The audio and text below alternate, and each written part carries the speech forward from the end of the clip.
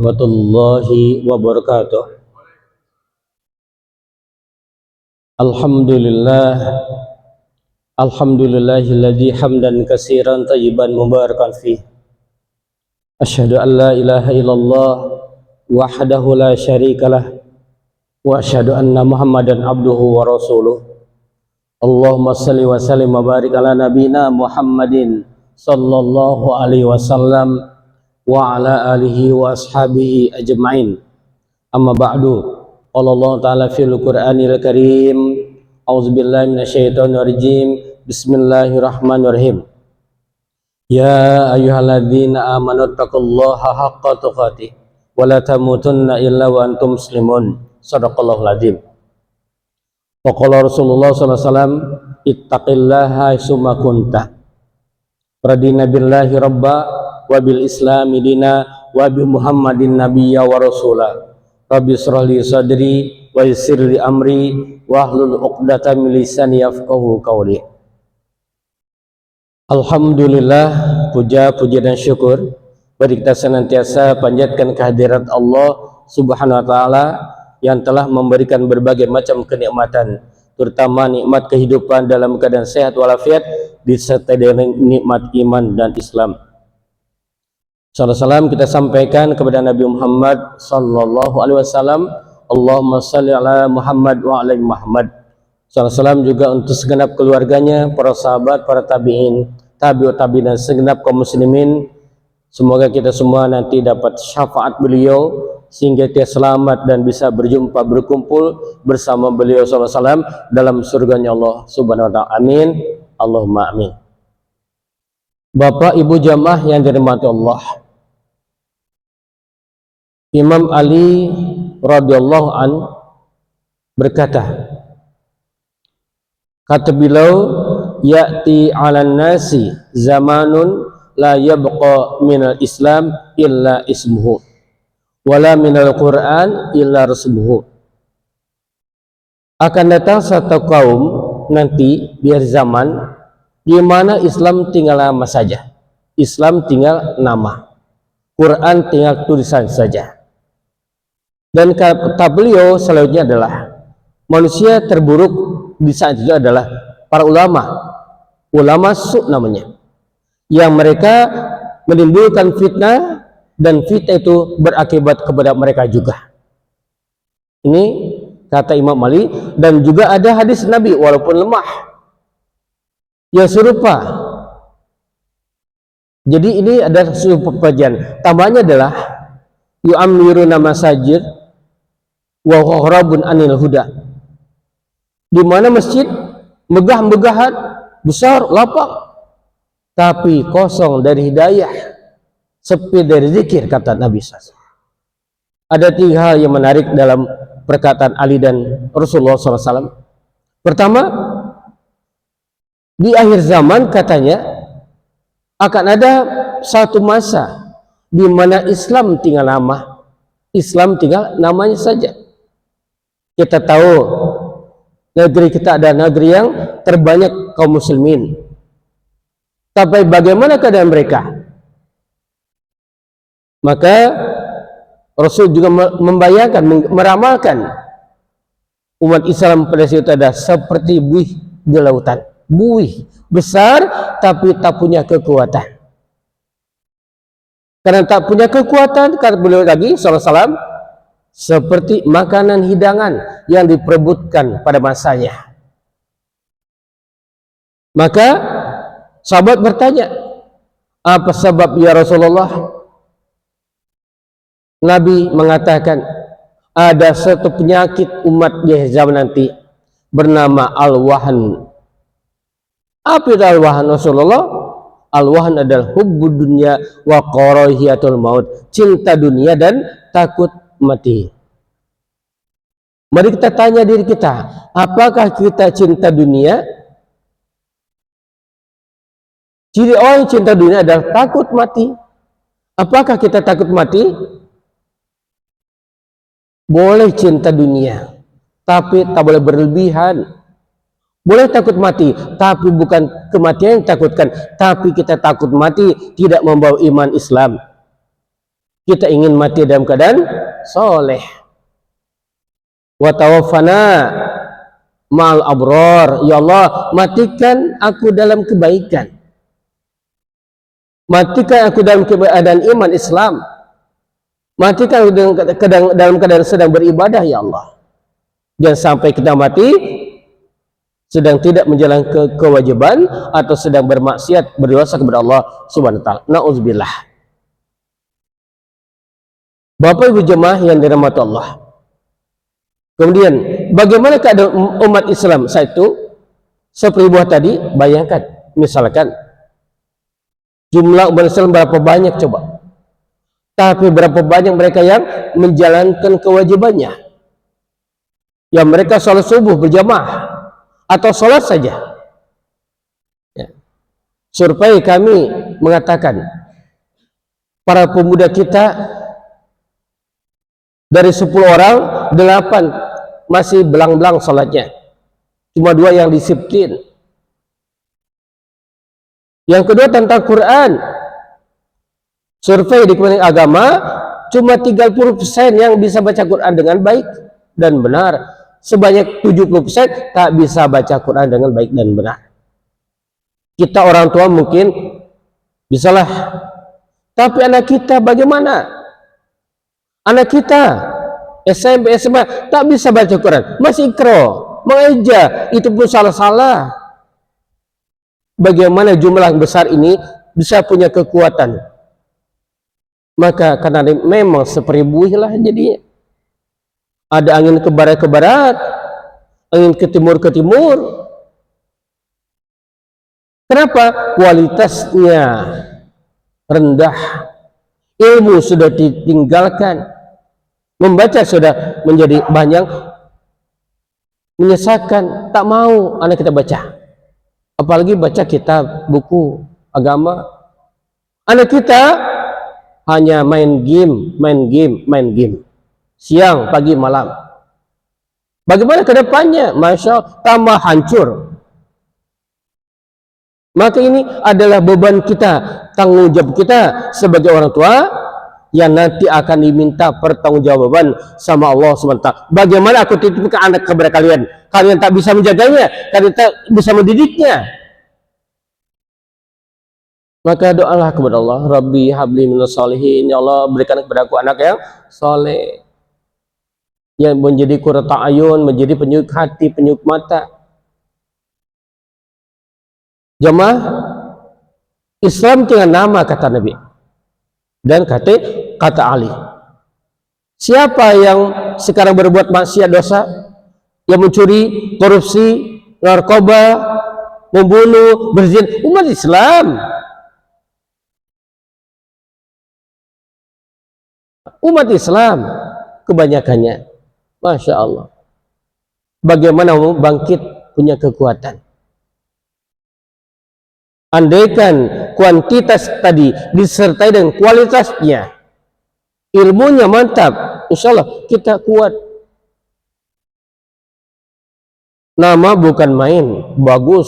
Nama Nabi kadang, nama Abdullah, hamba Allah, buktinya hamba setan. Nama Muhammad, kalau kuat Abu Jahal. Berat Pak. Doa nama itu doa Pak. Di hari kiamat, di permasyar, nama kita akan disebut dengan Bapak kita. Itu doa. Berikan nama terbaik dan doalah untuk anak kita. Ya. Ini perkara Islam tinggal nama. Gak ada lagi jiwanya Islam, matanya Islam, mulutnya Islam. Betapa banyak hari ini gadis kita tak memakai kerudung atau jilbab. Ya. Jilbab itu Pak baju kurung ya. Kurung itu adalah khimar dalam bahasa Quran. Khimar bukan jilbab. Jilbab itu baju kurung yang menutupi seluruh badannya. Kalau khimar menutupi leher dan dada. Cuma salah kita sudah memasyarakat jilbab kerudung, salah. Tapi udah biasa salah. Kita maklumi. Tapi kalau bisa berubahlah kalimatnya. Memakai jilbab baju kurung. yang tak membentuk tubuh, yang tak transparan, tak mencolok, itulah baju syar'i. Betapa banyak anak kita yang tidak menutup auratnya. Siapa dosa? Dia dosa, kita pun dosa. Apalagi terpajang di Facebook, di IG terpajang, dilihat orang lain yang bukan mahramnya, dosa mengalir, dosa jariyah namanya. Bahkan kata para ulama, semua dia artis yang sudah mati pun, ketika fotonya masih ada, nampak orangnya, tetap dosa mengalir sama dia. Maka kepada kaum hawa, tolong jangan banyak buat posting di Facebook, IG dan sebagainya. Takut, apalagi sekarang ada aplikasi yang bisa merubah seorang perempuan rapi, tertutup, jadi telanjang, bisa. Nauzubillah. Maka hati-hati, jangan sampai sembarangan, Pak. Kalau bukan karena kebutuhan, usah.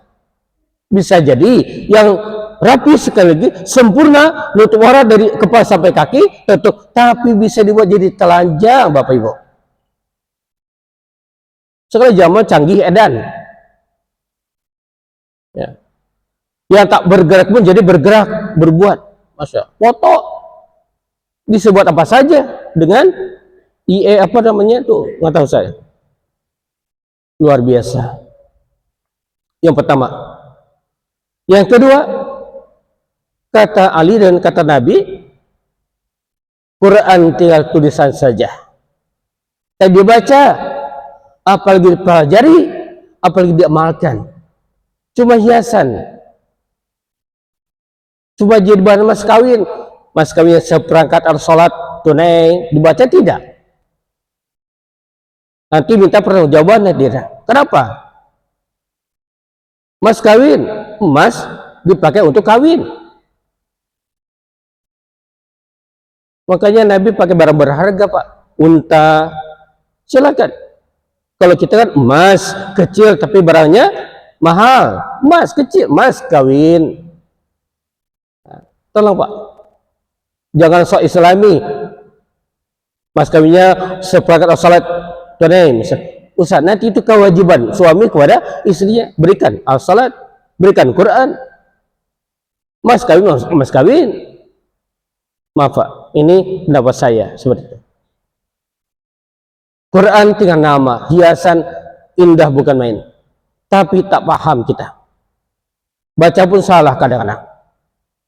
Ya. Betapa indah kaligrafi di masjid kita. Tapi coba kita baca, bisa nggak? Entah, yang penting indah aja lah. Maka Imam Malik berkata, makruh hukumnya tempat salat, karpet misalkan yang banyak bergambar. Kenapa? Memalingkan perhatian. Ya. Segala yang memalingkan perhatian kita dalam salat, maka hukumnya makruh. Tak haram, makruh cuma. Quran tiada tulisan, tapi orang berebut MTQ, berlomba supaya dapat pahala, dapat piala, bukan pahala. Dilombakan. Sekarang mari kita lombakan pengamalan, pemahaman Quran. Alhamdulillah sudah meningkat. Ada lomba memahami Quran, lomba mengamalkan Quran. Aqimus shalah wa atuz zakah warka'u ma'arraqiin. Warka'u, rukulah kamu ma'arraqiin, bersama orang ruku, berjamaah, amalkan juga, lomba amalkan. Lomba amalkan berjamaah salat. Kadang kita malu. Kalau urusan dunia mau kita jungkir balik, ban tulang, tegak berjam-jam mau, tegak berjam-jam mau. Demi dunia. Tapi buat sholat, Masya Allah, 5 menit pun berat.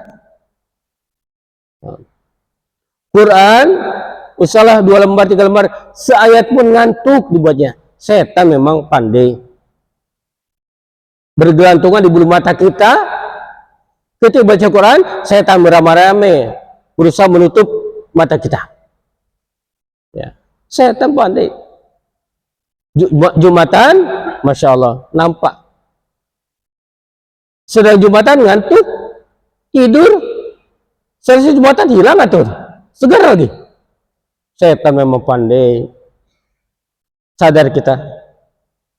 Makanya Rasulullah kalau Jumatan tua suaranya keras seperti orang marah. Kenapa? Minimal tak bising, tak ngantuk. Ya, keras Nabi. Matanya merah. Bukan alhamdulillah, ngantuk tidur semua.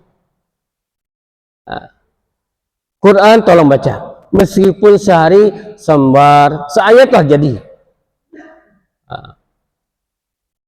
Ini kata Nabi. Yang ketiga adalah masjid besar, megah, tapi sepi dari hidayah, sepi dari zikir kepada Allah. Pengajian sepi. Kalau jemaah salat 5 saf di sini, 4 saf. Yang ngaji setengah saf. Kenapa? Udah pandai mungkin. Padahal kata Nabi, man salaka tariqan yaltamisu bihi ilman, sahalallahu tariqan ilal jannah. Barang siapa berjalan ke masjid untuk belajar ilmu agama, mengaji, maka Allah akan mudahkan jalannya ke surga. Masya Allah. Allah mudahkan jalannya ke surga. Tapi ini kecintaan kepada ilmu mulai berkurang. Banyak alasan. Kalau kita bikin alasan untuk tidak salat berjamaah, untuk tidak mengaji, bikin alasan, tambah dosanya Pak. Aku saya kita malas. Ini barangkali yang perlu jadi bahan renungan buat kita semuanya. Mari kita makmurkan masjid. Barang siapa memakmurkan masjid, insya Allah hidupnya makmur Pak. Contoh di Mekah, Madinah, subuh berjamaah, berlarian mereka, takut ketinggalan jamaah, ramai mereka. Makanya mereka makmur, walaupun negerinya gersang, cuma punya minyak, tanahnya batu, pasir, tapi makmur. Kenapa masjid makmur? Kita makmur, tanahnya meskipun tumbuh di jalanan, makmur, tapi rakyat miskin. Kenapa masjid belum makmur? Makanya jika ingin makmur negeri kita harus memakmurkan masjid. Jika ingin kampung kita makmur, maka kamu ini harus dimakmurkan masjidnya. Insya Allah, janji Allah. Subhanakallahumma wa bihamdika asyhadu an la ilaha illa anta astaghfiruka wa atubu ilaik. Walhamdulillah. Assalamualaikum warahmatullahi wabarakatuh.